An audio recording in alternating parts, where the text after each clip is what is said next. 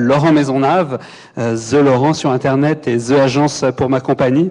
Je suis conseiller en marketing Internet avec une spécialisation justement autour de la vidéo.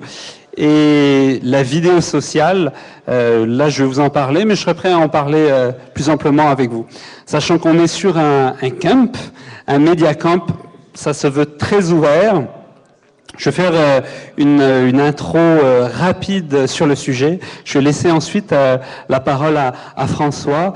Et après, je souhaite vraiment qu'on ait une discussion ouverte sur le sujet, parce que c'est la rencontre, on va voir, la TV et du social, des médias sociaux, qui est en train de se construire, donc avec des personnes comme vous et moi. Le constat, si je fais des raccourcis, oui, j'assume. Au niveau de l'audience, la télévision, allez, je vais être optimiste, elle ne décline pas, elle est constante, mais si on compare à l'audience d'Internet, ça n'a rien à voir. C'est un vrai boom, on n'a plus à justifier d'ailleurs Internet, puisque c'est dans tous les sujets. Au niveau de l'attention, ça je trouve ça très intéressant, c'est qu'on se rend compte une baisse de l'attention sur la télé. Pourquoi ? Parce que les gens sont en même temps sur Internet. Et Internet est un média surtout qui amène beaucoup plus d'interactions que l'amène la télé. Et je fais le raccourci suivant, c'est que pour moi, la valeur de la télé baisse par rapport à la valeur de l'Internet. Quand je parle de valeur, je parle de valeur pour les annonceurs.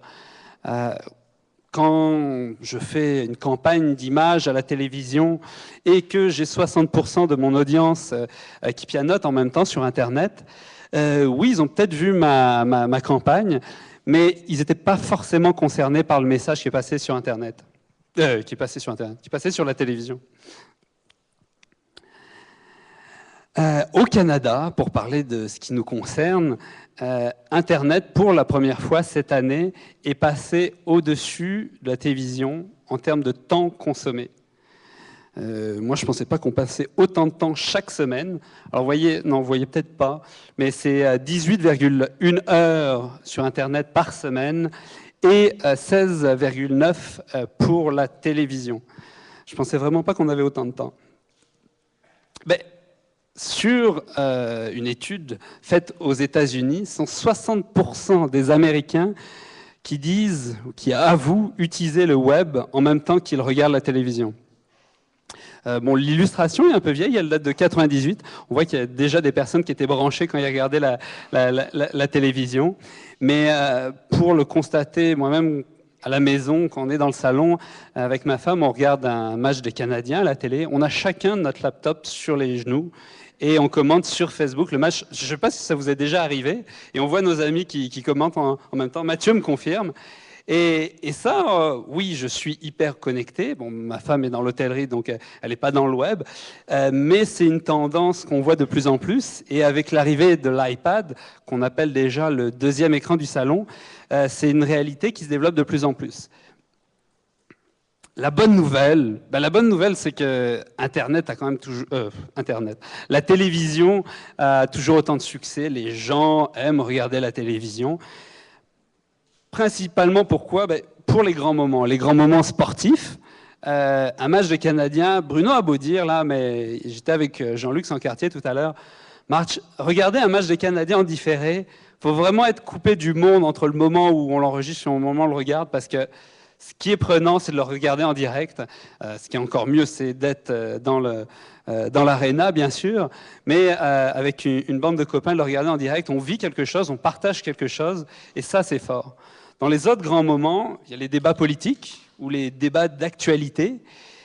Ce sont toujours aussi des débats, des événements en direct, puis des événements qui peuvent être l'émission de Guy Lepage ou qui peut être la fête nationale, mais des moments en direct qu'on n'a pas autant d'intensité à regarder en différé. Autant le dernier épisode de Perdu ou de Virginie, on peut aller sur Internet, sur tout.tv, sur plein de plateformes pour le regarder en VOD. C'est pas trop grave. Encore que je dis ça, mais Lost, le dernier épisode de la dernière saison, il y a une intensité sur la diffusion qui s'est faite aux États-Unis il y a quelques mois, qui était aussi forte qu'un moment en direct. Pourquoi? Parce qu'il y avait un côté exceptionnel, exclusif, où tout le monde s'est retrouvé.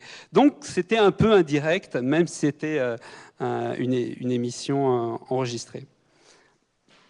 L'autre bonne nouvelle, c'est qu'il y a des opportunités. Bruno, tout à l'heure, dans ses commentaires, parlait de TV connectée, que dans 2-3 ans, toutes nos TV seraient connectées. Ben, elles le sont déjà, mais on ne s'en rend pas compte. Quand on a une console à côté, une console de jeu à côté de sa télé, ben, la console est connectée à Internet et donc la télévision est connectée à Internet. Je ne pense pas que j'ai insisté sur le fait que oui, les télévisions vont être de plus en plus connectées et la télévision va être Internet. Comme Martin le disait, maintenant on se branche par une petite boîte, là, mais derrière c'est de l'Internet. Et autre opportunité, les médias sociaux. 500 millions de membres sur Facebook, le 3e pays au monde après la Chine et l'Inde. Mais ce qu'on se rend compte surtout, c'est que là, l'illustration est peut-être un peu petite, mais c'est dans tous les réseaux. Alors Facebook, c'est le gros, mais on a des réseaux dans le jeu, dans les contenus, dans les produits, local aussi, Foursquare pour le plus connu. Donc, les réseaux sociaux ou les usages sociaux en ligne se sont développés sur tous les secteurs. Et si on mixe tout ça, qu'est-ce qu'on obtient? Ben, ce qu'on appelle la social TV, parce que c'est pas moi qui l'ai inventé, c'est quand l'activité des internautes rencontre la télévision Internet. On parle d'interaction sociale. Ce sont quoi? Ce sont des commentaires, des évaluations, des recommandations qui portent sur les programmes TV qu'on est en train de regarder. Mais est-ce que c'est nouveau? Ben, franchement, non, puisque ces interactions sociales existaient déjà. On avait le courrier des lecteurs. Dans certaines émissions, les gens lisaient. On avait également le téléphone, notamment pour, je pense à des appels aux dons, où on pouvait avoir des téléspectateurs qui pouvaient poser des questions en direct par téléphone. Et on a même, sur ces 10 dernières années, les SMS qui sont beaucoup développés. La seule différence, c'est qu'aujourd'hui, avec Internet, on est sur du commentaire, l'activité sociale des téléspectateurs, mais instantanée, en direct, et qu'ils ne sont plus obligés de passer par la télévision pour s'exprimer, puisque là, il y avait le filtre de la télévision pour choisir quel message on voyait, mais ils peuvent passer actuellement directement par Internet. Comme je disais, on est sur Facebook en train de regarder le match, et on a les commentaires de tous ses amis. Et à la télévision, mais ils peuvent pas nous filtrer. Concrètement, c'est quoi? Eh bien, on se rend compte que les 2 animateurs vedettes d'une émission du dimanche soir commentent en direct leur émission sur Twitter. C'était pris, je vérifie à chaque fois de dimanche. Donc, Dany Turcotte et Guy Lepage. Pourquoi ils font ça? Ils ne sont pas, je pense, narcissiques au point de vouloir se regarder, de faire une boucle avec leur visage. C'est qu'ils se rendent compte que leur public est présent également sur Twitter en même temps qu'ils regardent leur émission. Et ils se sont rendus compte de cette activité, de cette conversation. Donc, ils ont voulu y prendre part pour ne pas être à côté, coupés de leurs téléspectateurs. Le marché de la télé sociale, je le vois en 3 parties. Une partie un peu simple, qui est par exemple là, CNN, c'est ce qu'ils avaient fait. Ils ont mis le plugin Facebook à côté de la vidéo d'inauguration d'Obama, d'accès à la présidence, et on voit l'activité de Facebook des gens qui sont en train de regarder la vidéo. Donc ça pourrait être Twitter, ça pourrait être un autre média social qu'on plug directement à côté de la vidéo. C'est très simple, c'est facile à mettre en place. Par contre, on a peu de filtres, notamment sur la pertinence des commentaires. Ensuite, sur le marché, on a vu émerger ces derniers mois. Alors c'est impressionnant parce que je m'intéresse au sujet de la TV sociale depuis 1 an et demi. Mais là, depuis 6 mois, toutes les semaines, je vois quasiment une nouvelle compagnie qui se lance dans le domaine. Et là, c'est quoi? C'est une capture d'écran des applications iPhone que j'ai téléchargées. Et ce sont comme des Foursquare. Vous connaissez Foursquare? Foursquare, c'est un Twitter, mais juste pour dire là où on est. Par exemple, moi, je suis arrivé ici, j'ai dit « Oh, je suis au cœur des sciences de l'UQAM, au Mediacamp Montréal. » Donc, on partage à sa communauté pour dire là où on est, puis on en profite pour faire des recommandations. Mais, ils ont copié le modèle, mais sur la télévision. Ils disent « Ah, je suis en train de regarder tel épisode à la télé. Ah, je suis en train de regarder telle émission sur Internet. » Puisqu'ils ne sont pas focalisés seulement sur la télévision, mais également sur les émissions diffusées sur Internet.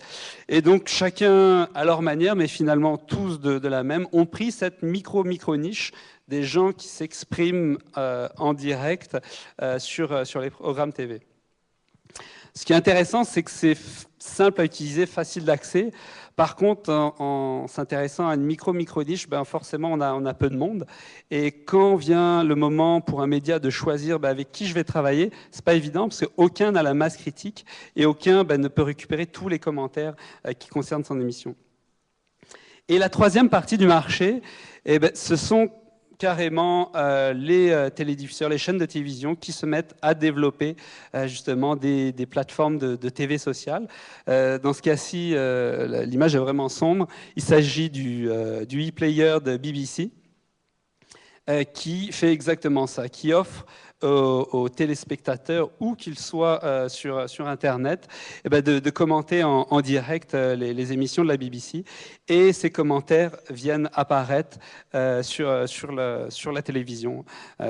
Parce que c'est ça l'intérêt finalement, c'est pas seulement d'avoir des commentaires, des discussions sociales qui se font en parallèle, mais c'est de pouvoir lier ça au programme en direct. La grosse difficulté, c'est aussi la qualité des commentaires et la modération obligatoire. Quand on envoyait un courrier papier ou un coup de téléphone, c'était facile de faire un filtre. Donc on avait les meilleures questions qui paraissaient à la télé. Si on prend le fil Twitter, le fil Facebook, on a de tout. Et là, il faut se poser la question, est-ce que les annonceurs sont prêts à mettre leur marque en face de commentaires qui sont souvent très plates, surtout pour certaines émissions à télé dont je ne nommerai pas. L'avenir, où je le vois, tu penses à des émissions, mais non, je ne les nommerai pas. L'avenir, je la vois sur un mix de tout ça, mais en utilisant ce qui existe déjà, l'open source. Il y a déjà des formats ouverts autour de la vidéo en ligne, Open IPTV, IP ça veut dire par Internet, XML TV, XML vous connaissez, c'est les fils, le format pour diffuser des informations sur Internet. Il existe un spécialement pour la TV. HBB-TV, qui s'est créé en Europe et qui a été présenté au Salon de la télé à Berlin ces jours-ci, qui se veut justement une plateforme open source sur laquelle toutes les télés pourraient se raccrocher pour diffuser les programmes, des commentaires, etc. Donc, il y a, vous voyez, moi j'arrive là, j'ai pas la solution, encore que je travaille sur un projet, je veux avoir la solution, mais je vais passer la parole à François et ensuite à Martin. Mais j'aimerais vraiment vous entendre sur vous, comment, au sein des médias, vous voyez arriver ça. Est-ce que ça vous fait peur de se dire « Oh, moi, je n'ai pas forcément envie que les téléspectateurs s'expriment en direct sur mon média » ou est-ce que vous voyez des opportunités? S'il y a des annonceurs aussi, je serais intéressé à savoir si ça vous fait peur, si vous voyez un intérêt, si le côté engagement vous excite, vous intéresse ou pas du tout.